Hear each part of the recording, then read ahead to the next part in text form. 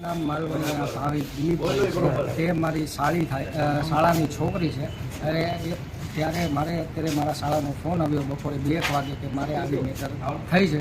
બરાબર, એ છોકરી અત્યારે ડેમમાં કેનાલમાંથી મળી આવી છે. બરાબર, તો હવે એમાં એવું છે કે જે છોકરો છે એની હાલત બહુ એવી નથી કે કંઈ ડેમમાં કેનાલમાં એક હારે પડ્યા હોય. બરાબર, કેમ કે વસ્તુ એ કે જે માણસ પડ્યો હોય તો એ આખો પાણીમાં લખપત હોય. એ વ્યક્તિ છે એ પગ સુધીના કપડાં બગડેલા હતા. બરાબર, પાણીવાળા હતા, બાકી કંઈ વસ્તુ થઈ નથી. અમે એવું વિચારીએ છીએ કે એ છોકરાએ મારી ભત્રીજીને ધક્કો મારી દીધો હોય એવું છે. જ્યાં સુધી આ એની જોડે જે 3 જણા હતા, બરાબર, એને એ હાથ મગા પોલીસવાળા નહીં કરે ત્યાં સુધી અમે આ વ્યક્તિની મારી ભત્રીજીની અમે ડેડ બોડી લેવામાં નથી. જ્યાં સુધી 2-3 હાજર નહીં થાય. છોકરો હાજર છે, એને ક્યાંય જવા નથી દીધો, પણ જે 2 વ્યક્તિ જે સાથ દેવાવાળા છે એ 2 વ્યક્તિને અમારે પોલીસ સ્ટેશને હાજર કરે પછી અમે એનું પીએમ કરાવવામાં છીએ. ત્યાં સુધી અમે એની ડેડ બોડી પણ લઈ જવામાં નથી.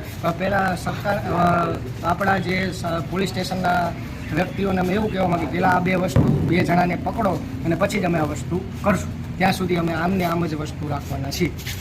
મહિલા દિગ્વિજયસિંહ ધર્મેન્દ્રસિંહ છે. મારી બેન, મારા કાકાની દીકરી, મારી બેન એ સવારના અરસામાં ગુમ થયેલ હતી. પછી અમે શોધખોળ ને એવું કરતા કેનાલ પાસેથી અમને એક લાશ મળી આવેલ ડૂબેલી હાલતમાં, અને તેની યારે એક છોકરો જીવિત હાલતમાં મળેલ હતો.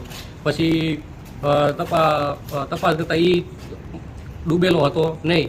એટલે અમને એવી શંકા છે કે એ જે છોકરો મળ્યો હતો એને ધક્કો મારીને મારી બેનની અંદર કેનાલમાં નાખી દીધી છે અને એ મરી ગઈ છે.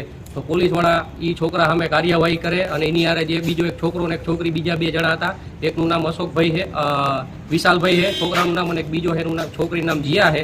એ 2 જણાનો સપોર્ટ છે અમને.